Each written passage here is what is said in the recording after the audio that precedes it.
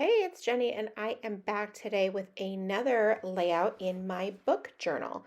So, as you can see, I have created quite a few pages, and I am into 2024, the second layout. I am going to be working on 8 titles today that I used the Pick Frame app to create the collage. I used my Epson PictureMate printer to print the photos, and then I'm using this Tonic Studios trimmer to trim them all apart. Now, when they get to be those smaller strips, I should probably just use scissors. Old habits die hard. I'm so used to using the paper trimmer for everything that just need to rethink this whole configuration. I will link absolutely everything that I use up below in case you want to make sure that you get the same items that I have and that I am using. All right, so these book covers are all approximately 1 inch by 1.5 inches big. And I screenshot them off of Goodreads, and that's how I do it. So then it's very, very simple. Now this is this notebook already has like 4 designated spots on each page, and then each of those horizontal sections they're divided into 2 sections. So I put the book in the smaller section, and then the other section is where you see me draw the lines and then write and stamp. So that is where the information or my thoughts or my experience with the book happens. So this top section, the box on the left-hand side, and then the larger box down below, and then some room for writing what I think about each book. All right, so now these covers, I just adhere them in that section and then I write the lines. I'm still working on how to do all of this in one sitting when I sit down and I work on 8 at a time. Do I do all of the covers at once, draw all the lines at once, stamp all of the, little icons at once, or do I just do each book in its entirety? I don't think there's a right answer. It's just a preference. So I'm kind of doing a combination of all of the things. I was having a hard time getting focused when I sat down to do this, but I did enjoy the process and I am happy with the end result. So that's all that really truly matters. So I have been reading some advanced reader copy books. I get those from NetGalley. You can sign up, and if you're interested in receiving advanced reader copies, no gatekeeping here from me. I don't receive any physical books. These are all either audiobooks or e-reader books, but that is how I prefer to read anyway, although I am in the process of purchasing my top 10 books to have as physical copies because I feel like that's important to own some actual books and own ones that I know that I absolutely love. So I've been enjoying that as well. I'd like to be able to pick them up used when I have the opportunity, but you know how that goes. It's not always a surefire way. The book journal has a very faint dot grid on this section where I'm drawing the lines. So I do like to put the top line is 1 row down, and then there's 3 rows underneath that for that line that goes all the way across. And then the little horizontal or vertical line, I'm sorry, is 3 wide, I guess, or 3 to the right of the line that is on the dot.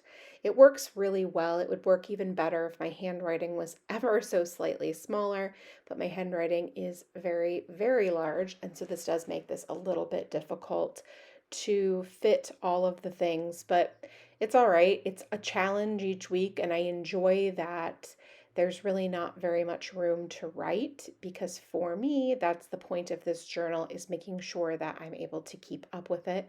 And if I were to write a lot more, I would absolutely not be able to keep up with it. So these are the stamps that I like to use. I like to notate at the top the where it came from, like where I sourced this book or audiobook from, if it was an advanced reader copy, if I got it from the library, Audible, Amazon, wherever I purchased it from or got it from. And then I like to put in that other section on the left hand side, I like to put the icon either that it was an e-reader book or a audiobook. If I read a physical book, I would absolutely just put like a little physical book there, but since I have started this journal, I have not read any physical books. I've only done ebooks or audiobooks. And then the next section underneath the notes, I like to put this rating system. And this is beautiful for me because there's enough room for me able to do partial stars, or, obviously there's not stars here, but that's how I think of it. And I like a partial rating system because for me, books are very nuanced. And like 5 stars, for example, there's not a lot of room there. So having a quarter system works well. And then I like that stamp because there's plenty of room for that. I haven't had any problems using that stamp for partial stars. It's worked great. And then thoughts on this book. It's not a review. It's not a quote from the book. It's nothing like that. It's just thoughts on this book. So I can genuinely write just about anything in there and it goes with that stamp. And so that's why I've chosen that specific one. I like to use the Papermate flares to color in this rating system. I use them because I have lots of them. I have many colors. I wanted to do the rainbow plus pink, and so I had all of those. They were right next to my desk, and so I went with the Papermate flare. I liked them a lot.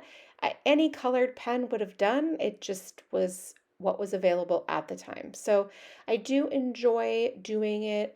There's no specific method to the madness with the color ratings. Sometimes I get asked, like, oh, does yellow mean something? Does green mean something? That's absolutely not it. I just go in order just to make it a colorful layout. Now, for these different ratings or thoughts on the books, excuse me, I don't specifically write anything negative per se. Now, I will say like, "Oh, I didn't quite get it. I didn't really understand the point." It's actually super helpful to me later down the road because that's absolutely something that's true. For example, the book that I just did, Come and Get It, I liked the book. The character development was really good. The plot was interesting, but like couldn't really figure out the point. Like what was supposed to be going on here? So it's good for me to write that because it definitely helps jog my memory. Now I was having a hard time getting a good stamping impression, so I wanted to put something behind the book in order to be able to have a slightly flatter surface in hopes that that little book rating stamp, because it's quite large, getting a clean stamped image is a little bit more difficult on this left-hand side. And that's always true in a bound book. Even if it's a lay flat book, it's still just really hard on the left side. And then when you get to the very end of the book on the right side, it can be a little bit more difficult. I still love a bound book though. So I was hopeful that this book would help. In fact, I just didn't really choose a good one to put behind there, I don't think. I could have done something better, but obviously it just worked perfectly well right there. So maybe I don't actually know what I'm talking about, but it's kind of small. And then those Archer and Olive books have the elastic around the outside. So I probably should have chosen something a little bit different. Anyway, though, it's all good. Now I'm going to just repeat the entire process the same as I did already. I'm going to fill in where the book came from, where I got the source. The rating, I'm going to color it in. This time it'll be with a yellow Papermate Flare pen. And then I will just write a handful of thoughts about the book. It's really only like maybe 2 sentences, if even that, because there's not a ton of room, especially when I have my very large handwriting.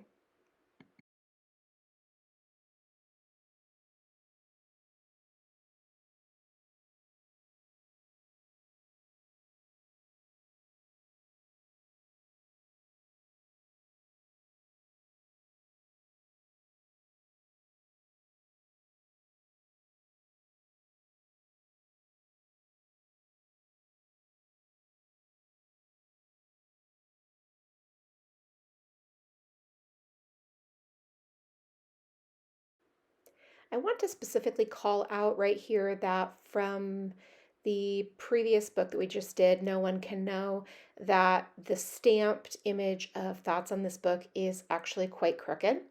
Obviously, I can see that. Obviously, I saw it as soon as I did it. But the thing I want to call out about that is that, so when I first did it, I was a little annoyed, like, oh my gosh, look how crooked that is. It's pretty annoying.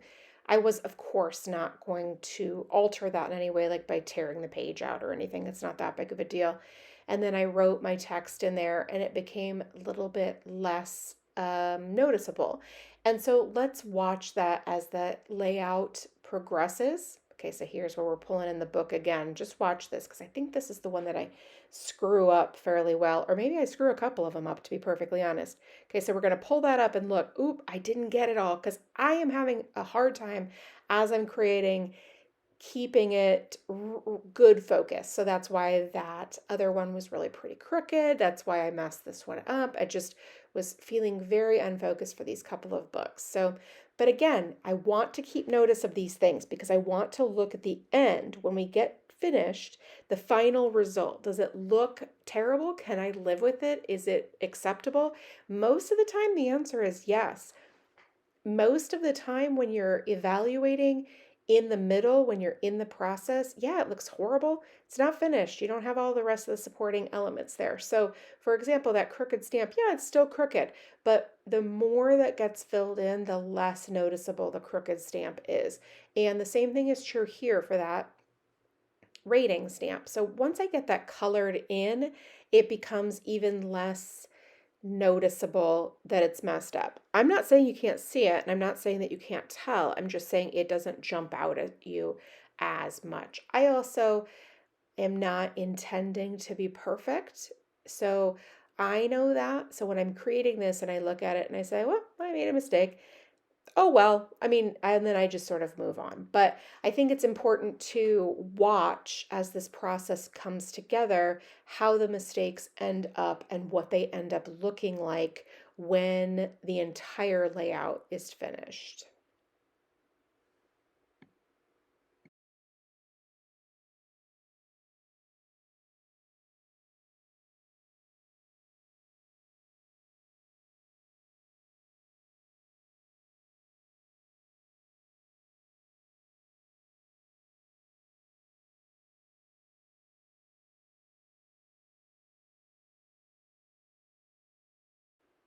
All right, so let's add that book rating stamp once again. And spoiler alert, I messed this one up too, though not quite as bad. And I do think this is the last one that I screw up. So you can see there, that's actually one of the benefits of clear stamps is that you can just put it back down. Don't even re-ink it, just put it back down directly over where you messed up. And then you can, or you didn't get any ink, and then you can fix it. It's also the beauty of stamping in black and using black pens is that I can try and fix that too. So then I will ink that last little bit. But hopefully you can see what I'm talking about as that comes together, that it's not quite as noticeable once more of the supporting elements are there and there's more things to look at than just your mistakes, right? But I think that once we get to the right hand side of the page, I don't screw anything else up. At least let's hope, right? Okay, so I'm going to finish writing all of those things in. And once I finish this title, She's Not Sorry, which by the way, I loved and I read in one day. It was such a good book. I really just very enjoyable. I'm going to speed up the process a little bit more to finish up. You have seen me do it in a little bit slower, these first four, and obviously the next four will be exactly the same. So I'm also, I didn't mention at the beginning, but I'm using VersaFine ink pad, and that is always the ink pad that I recommend for almost everything. Not everything, because it's not great in some applications, but for the most part, I always recommend Black VersaFine. Now we're going to work on the right-hand side of the page, which is arguably so much easier because of the way that book-bound books lie. And so this makes stamping so much easier. And for the most part, I've gotten a little bit more concentration going, so that's also helpful. Now, I am just still following the same things that we've already seen. I did speed this process up even further than I did before, like I said that I was going to, just because you've already seen me do pretty thoroughly the left-hand side of the page. So now the right-hand side, we can go a little bit faster and talk about some of these things. Now you can see how the rainbow colors are starting to come all together. We have the orange and the yellow, the green, blue, and the purple. And then obviously we'll get the pink and the red and another orange as well. And we're just continuing to stamp the icons for the format of the book, and then also adding where the books were from, and then some brief thoughts about each book. Now, these are, let's see, these are all advanced reader copies except for House in the Pines. And that was one that I had picked up. It was part of Reese's book club. And I have to say, I was a little underwhelmed by that title. I thought that I was going to like that one more. It was interesting. There was definitely some interesting parts to it, but it wasn't maybe quite as great as I thought it was going to be. Man, only two left. So now we'll stamp the notes. And then when we're finished with that, we will stamp the icons. And then the rating comes next, and then thoughts on this book. Now, as I said before, I do like to put a little bit of detail in my notes so that it does help jog my memory in the future. I typically read a lot of books, and so it can be easy to forget what maybe a book was about. Like I'll remember, oh yeah, I know I read that, but I can't maybe remember everything about it. And so if I write a little detail, then I can help jog my memory.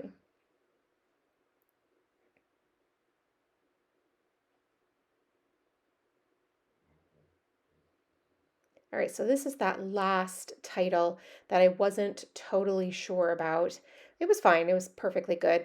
And now we can start cleaning off the stamps and putting them away, since this is the last title from this layout and all that I'm going to do today. So after each one, I'm just spraying it with the stamp spray, wiping it on the microfiber towel, and then putting them away. So I will, as I said, link you up to all the supplies that I use down below. This is a true labor of love project for me, so I am using all supplies that I love. Thank you so much for stopping by and watching. I really do appreciate it. If you have any questions, please leave it in the comment box below, and I will do my very best to get back to you. Thank you so much, and make it a great day.